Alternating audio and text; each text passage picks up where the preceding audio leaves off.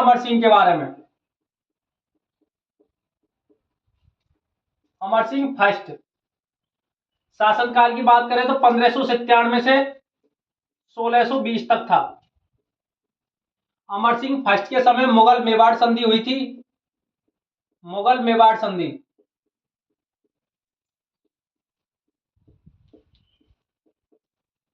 यह संधि 5 फरवरी 1615 को हुई थी।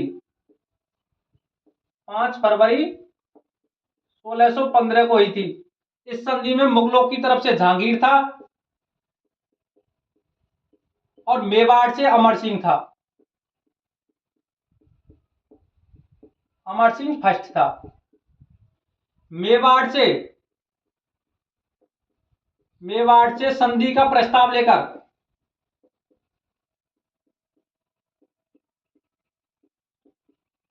लेकर शुभकरण और हरिदास गए थे।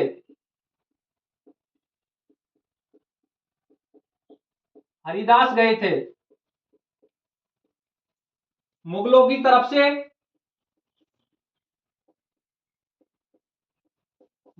तरफ से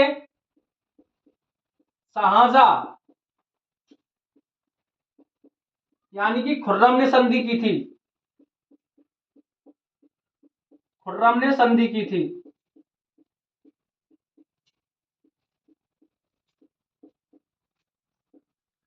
बात करें अमर सिंह की तो अमर सिंह इस संधि से खुश नहीं था।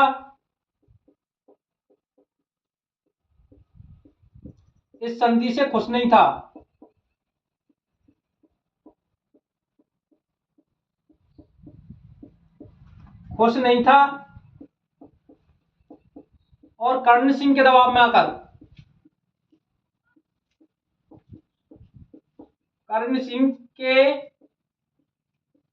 में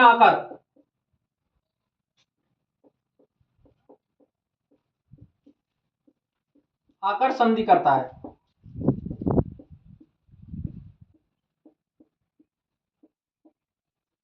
देखो हम पढ़ रहे हैं अमर सिंह फर्स्ट के बारे में। शासनकाल की बात करें तो 1597 से 1620 तक था। इसके समय मुगल मेवाड़ संधि हुई थी। कब हुई थी? 5 फरवरी 1615 को हुई थी। इसमें मुगलों की तरफ से था जहांगीर और मेवाड़ से था अमर सिंह फर्स्ट। मेवाड़ से संधि का प्रस्ताव लेकर शुभकरण और हरिदास दोनों गए थे। मुगलों की तरफ से शाहजहां खुर्रम ने संधि की थी और अमर सिंह इस संधि से खुश नहीं था। अमर सिंह ने तो कर्ण सिंह युवराज था इसके दबाव के कारण संधि की थी।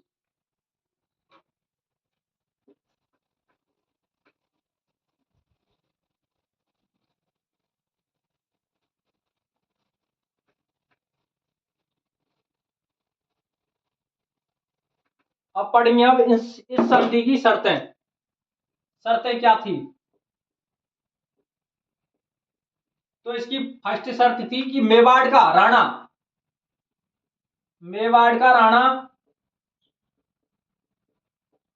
मुगल दरबार में नहीं जाएगा।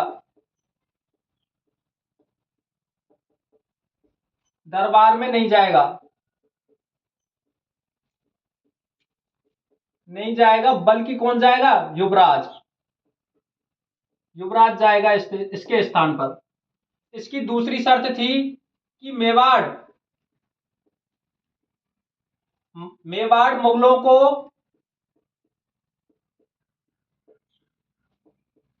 को 1000 घुड़सवार सैनिक सहायता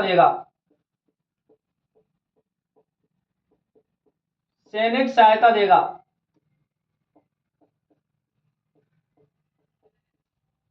इसकी तीसरी शर्त थी कि चित्तौड़ का किला मेवाड़ को वापस दे दिया जाएगा।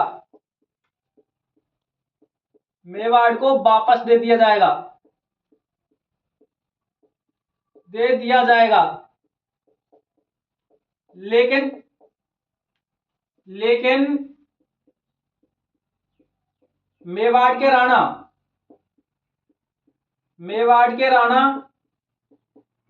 इसका पुनर्निर्माण नहीं करवाएंगे।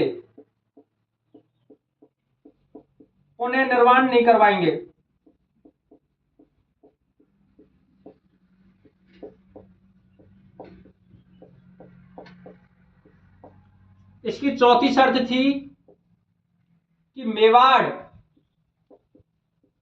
और मुगल आपस में शादी नहीं करेंगे।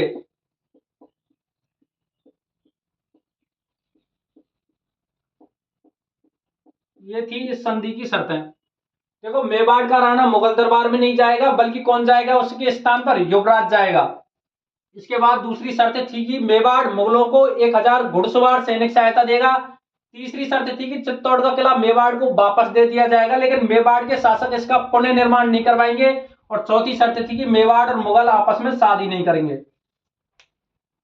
अब देखेंगे संधि के बाद में।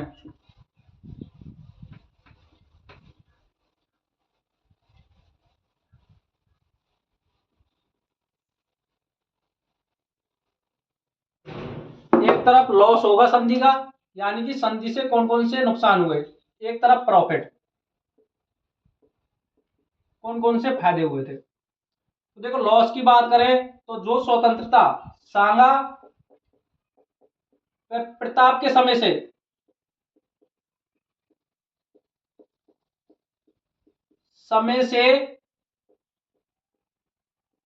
जो स्वतंत्रता चली आ रही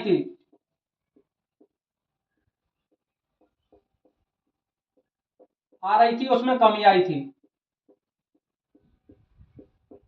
उसमें कमी आई थी।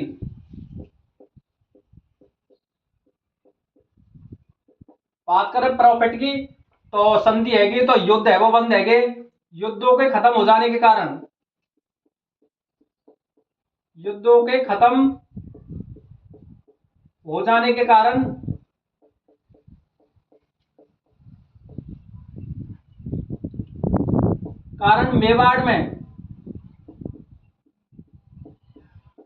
मेवाड़ में शांति की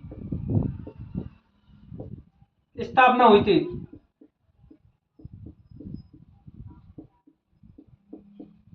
और कलात्मक गतिविधियों को विकास हुआ था। कलात्मक गतिविधियों का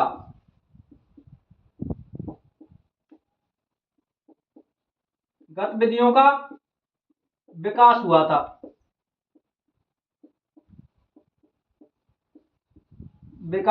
था। ये थे इस संधि के फायदे और नुकसान।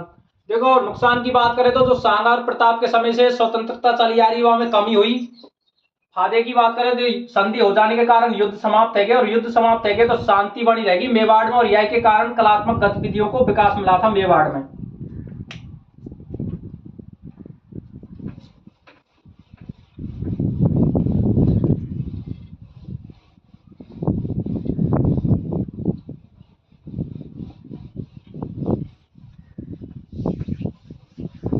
संधि के बाद युवराज कर्ण सिंह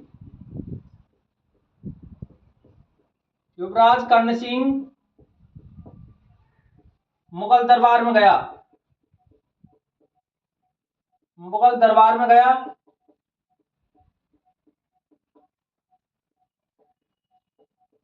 और जहांगीर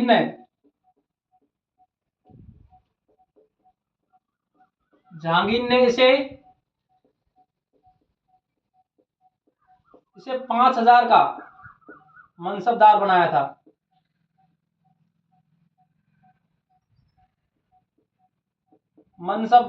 था।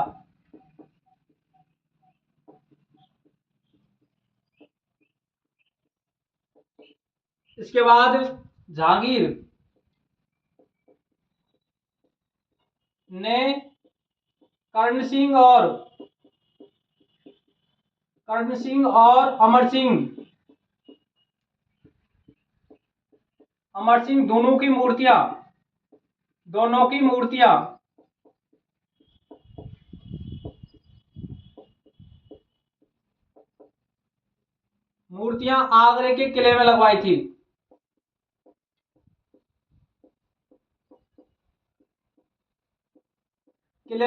थी।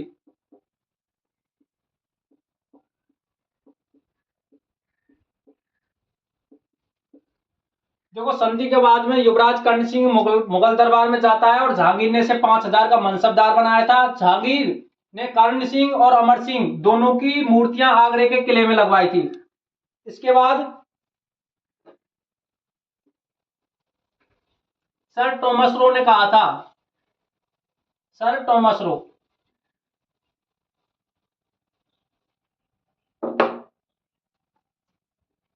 सर टॉमस रो ने कहा था कि मुगलों ने मेवाड़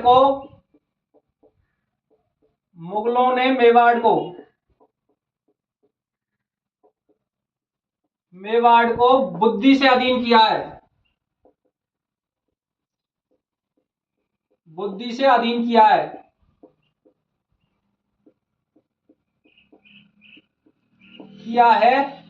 ने की ताकत से,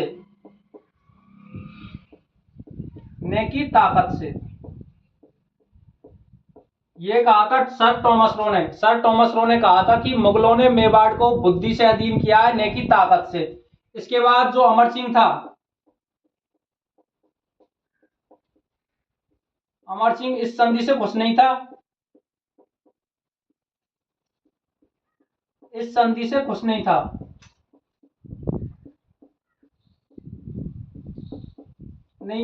और मेवाड़ छोड़कर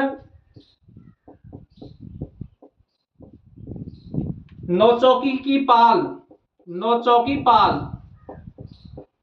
एक स्थान का नाम है जो कि राजसमंद में पड़ता है, यहां पर चला जाता है।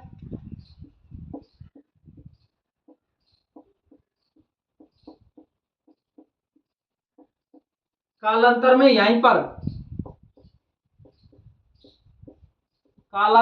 यानी कि कुछ समय बाद कालांतर में राज सिंह ने यहीं पर राजसमंद झील का निर्माण करवाया था,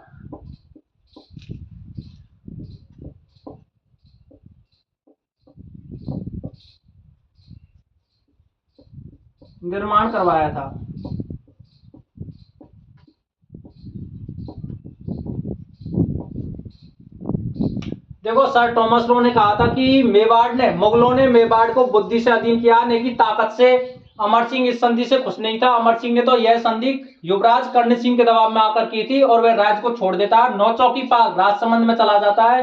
कालांतर में कुछ समय बाद यहीं पर राज सिंह ने एक झील का निर्माण करवाया था राजसमंद का। यह अमर सिंह समाप्त।